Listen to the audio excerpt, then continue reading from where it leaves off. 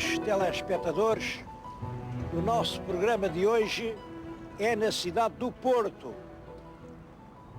A cidade está na nossa frente, estou junto do Rio Douro. Bom, a razão por que vimos aqui é que, como sabem, em 2001 o Porto vai ser capital da cultura. Nesta altura, toda a cidade se prepara para isso, há obras por toda a parte, há até muita gente aborrecida a dizer que diabo, as obras nunca mais acabam. Pois é evidente, para fazer qualquer coisa tem que se fazer as obras, e nós vimos aqui para, de certo modo, nos associarmos à grande festa do Porto. Do Porto, que às vezes se diz que é a segunda cidade portuguesa. Bom, não é segunda nem é primeira.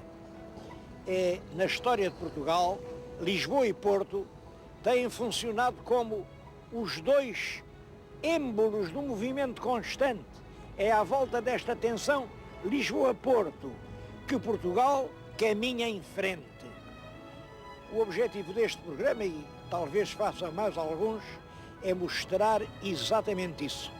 Como as grandes batalhas do futuro, as grandes batalhas de que depende a existência de Portugal, têm sido travadas no Porto e todas têm sido ganhas pelo Porto.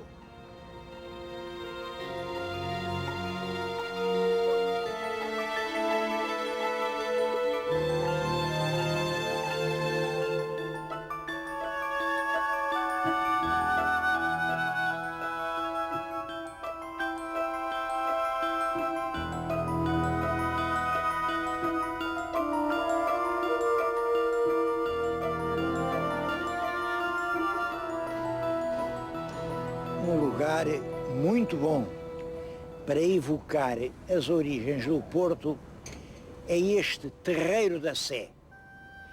Estou-lhes a falar diante da Catedral do Porto. Bom, esta igreja tem uma história muito antiga. No ano de 1120, a Condessa Dona Teresa, como sabem, era a mãe do Dom Afonso Henriques, doou este lugar do Porto ao Bispo Dom Hugo. E o Bispo Dom Hugo começou logo a fazer uma sé. Bem, não sei se ali há alguma pedra ainda do tempo do Bispo Dom Hugo, porque em 900 anos tudo muda.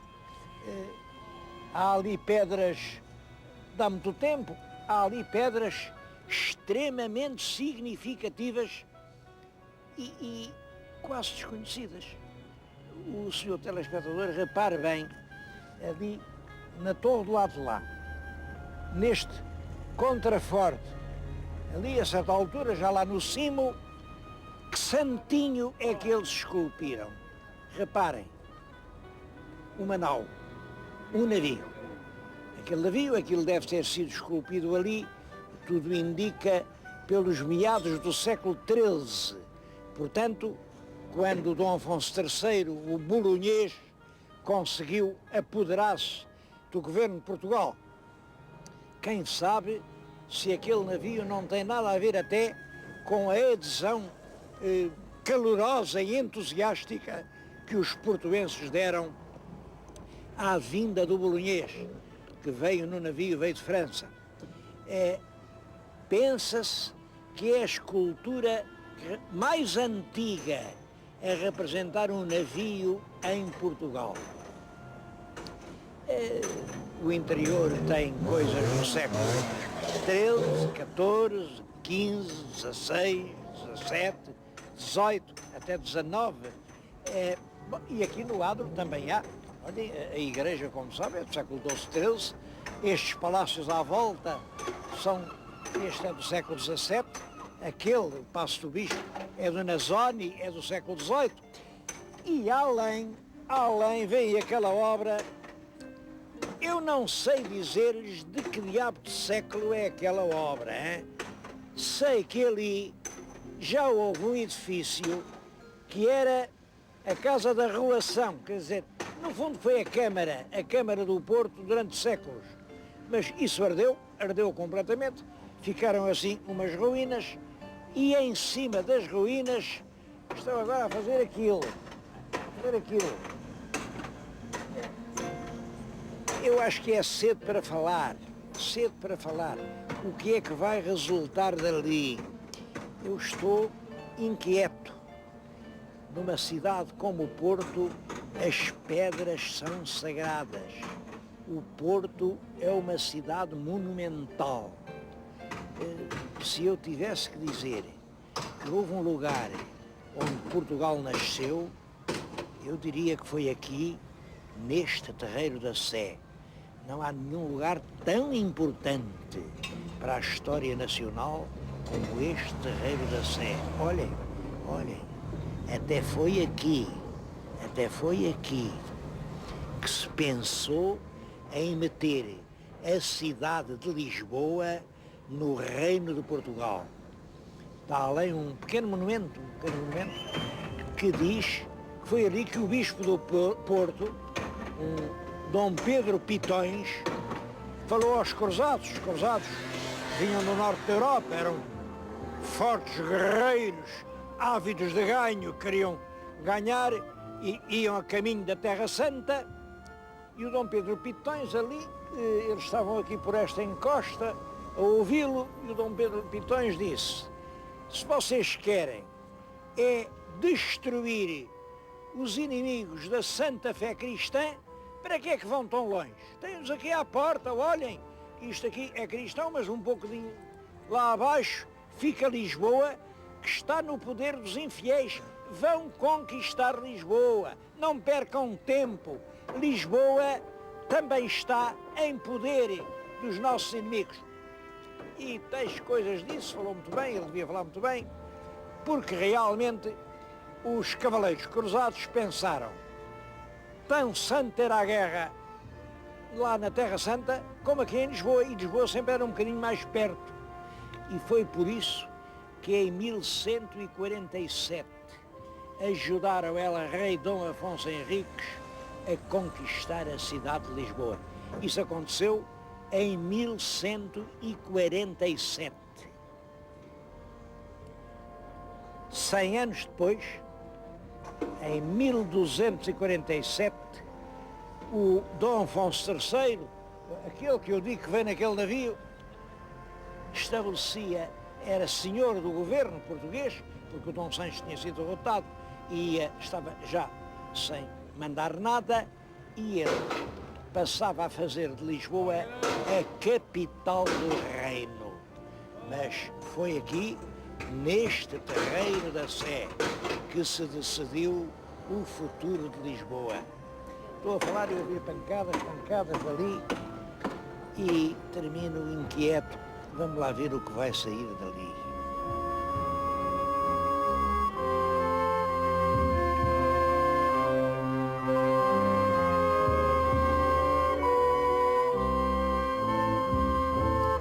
Um outro documento que relaciona a cidade do Porto com as viagens marítimas é a Senhora de Vendôme. Ela está aqui, diante de nós, é uma peça do século XIV que foi trazida por marinheiros portuenses desde uma cidade numa região francesa, a região de Vendôme, aqui para o Porto. Foi sempre objeto da grande veneração das gentes do mar e hoje é a padroeira da Catedral do Porto.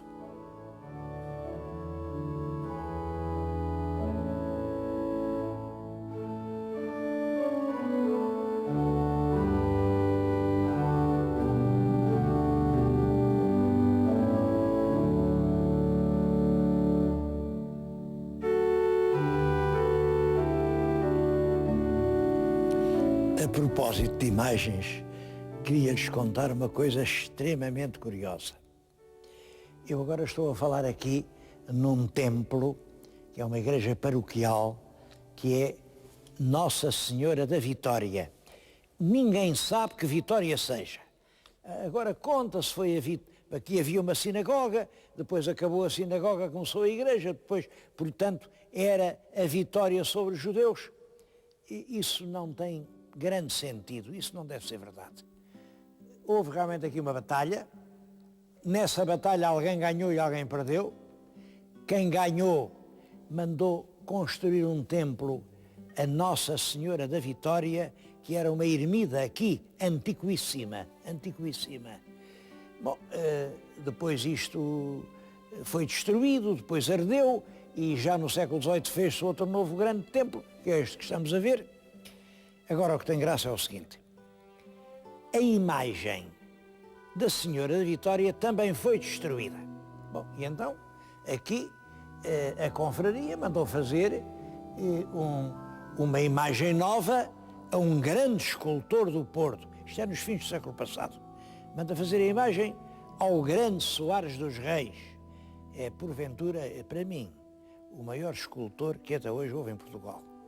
Bom, Soares dos Reis esmera-se e faz uma peça que ele achava muito bonita e mandou-a para aqui. A peça é a que estão a ver além, naquele altar. Só que a peça não era bem assim. A cabeça era diferente. Eu tenho aqui a cabeça. A cabeça que Soares dos Reis fez para Nossa Senhora da Vitória era esta, que é realmente uma peça lindíssima. Ela parece que fala connosco. Dizem que era a própria mãe do escultor. Ele fez isto com imensa emoção. Olhem que coisa lindíssima. Bom, só que chegou cá e o povo dizia: mas esta é uma mulher qualquer. Qualquer mulher tem uma cara assim. Não, Nossa Senhora não pode ter uma cara como uma pessoa qualquer. Nossa Senhora tem que ter uma cara de santinha. E então mandaram cortar de alto a baixo o rosto esculpido por Soares dos Reis e incumbiram um santeiro aí de qualquer parte de lhe fazer aquela cabeça que ela hoje tem. Como estão a ver, tem cara de santinha, porque é evidente que os santos devem ter cara de santinhos. Conto esta história porque ela tem muita graça.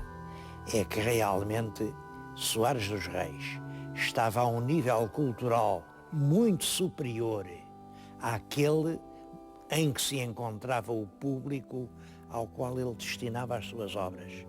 E quando assim é, acontece sempre que estão a lançar pernas a porcos. Não valia a pena fazer uma coisa tão bonita. Felizmente, o pároco atual, que é o Espadão Jardim, encontrou aí a cabeça de Soares dos Reis e teve a inteligência de a guardar e de a mostrar a quem a queira ver. A cabeça primitiva daquela imagem que além se vê.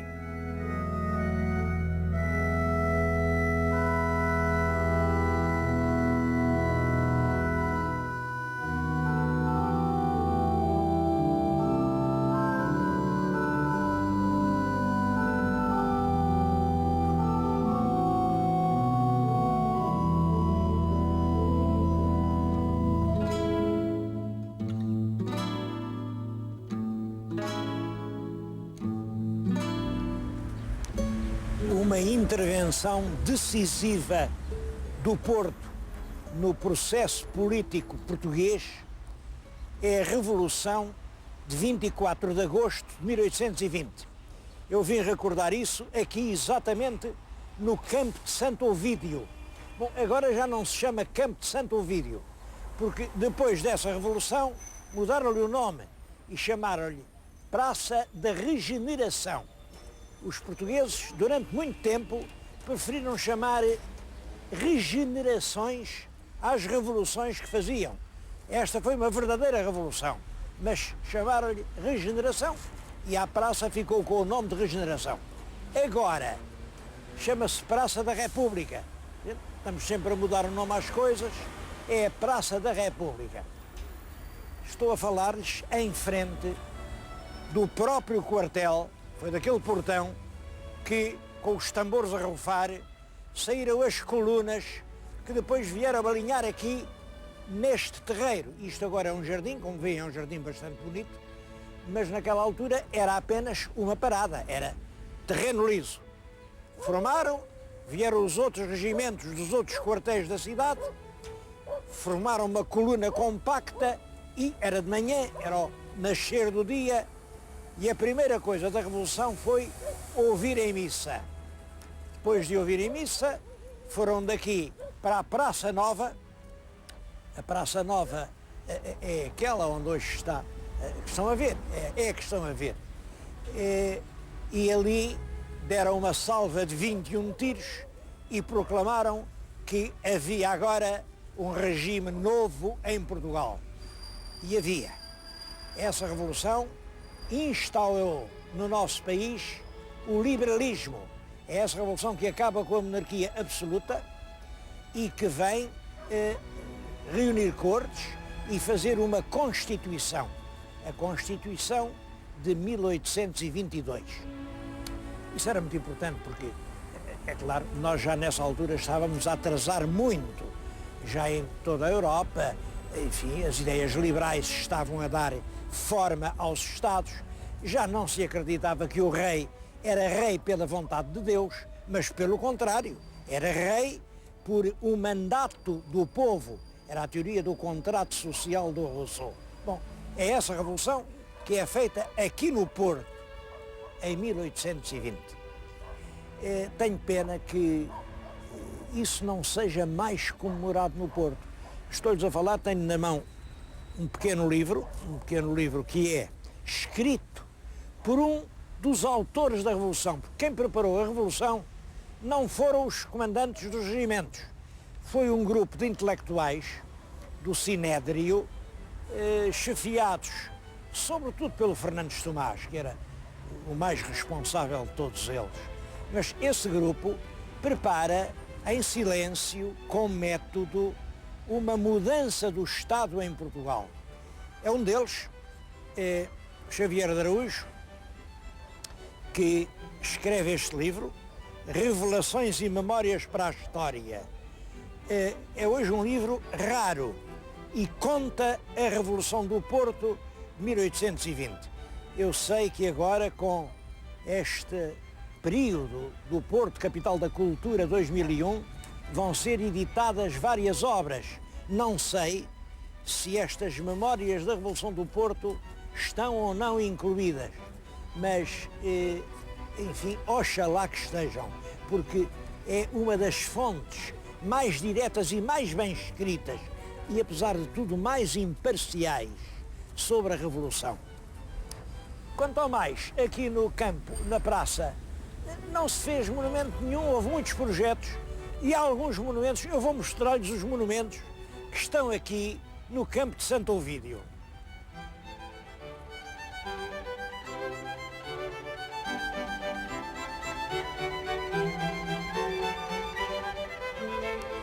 Mesmo em frente do quartel está uma estátua que não é feia, que representa, imaginem, o rapto de Ganimedes.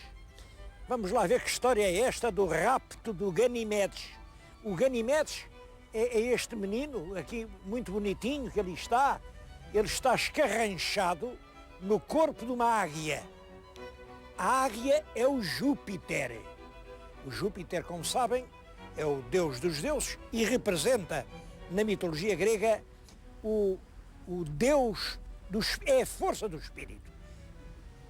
Júpiter, que é o Zeus grego, é a força do espírito. Então, e ali está representado sob a forma de uma águia que vai voar para o céu. Mas leva para o céu o rapazito, o Ganimedes. O Ganimedes era um menino bonito, muito bonito, era a beleza jovem. A beleza jovem nem sequer é uma rapariga, não. É um jovem de beleza a crescer que representa, portanto, a força do espírito. Ora bem, quando o Zeus viu aquele menino, pensou, este menino é que deve de dar de beber aos deuses os seus néctares preciosos. Reparem que ele na mão tem realmente uma pequena ânfora, uma ânfora grega, e é isso que ele vai fazer no Olimpo.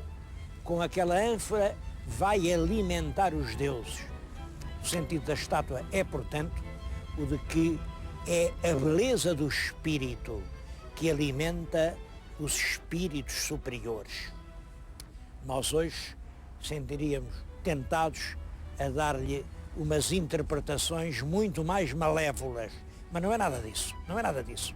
Agora, pergunto, e o que é que isso tem a ver com a Revolução de 1820? Nada, absolutamente nada. Vamos ver um outro monumento que está ali em frente.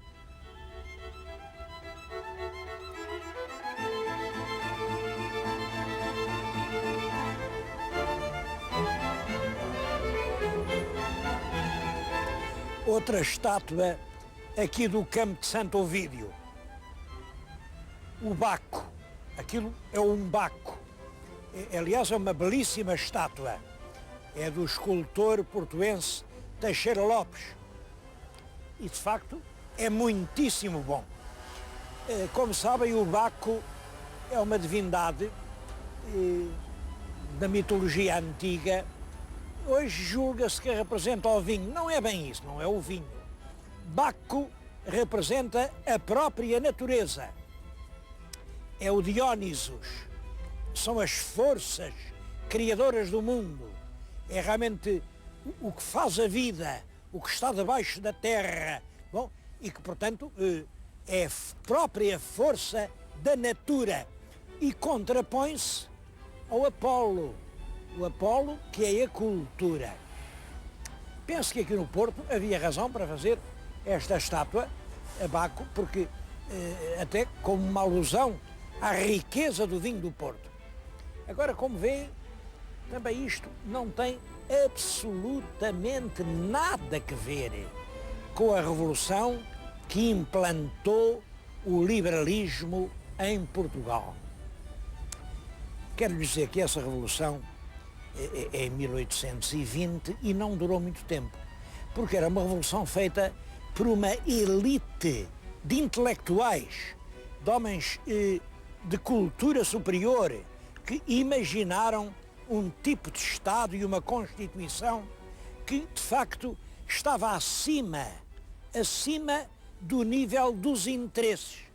Porque em toda a revolução é preciso contar com duas coisas: o nível dos ideais e o nível dos interesses.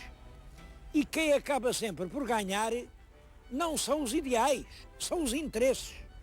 Os interesses triunfaram, eram os interesses instalados, os interesses ainda semi-feudais da grande propriedade, da velha aristocracia, e são esses interesses que 3 anos depois da Revolução aqui deste campo provocam a Vila Francada e a Abrilada.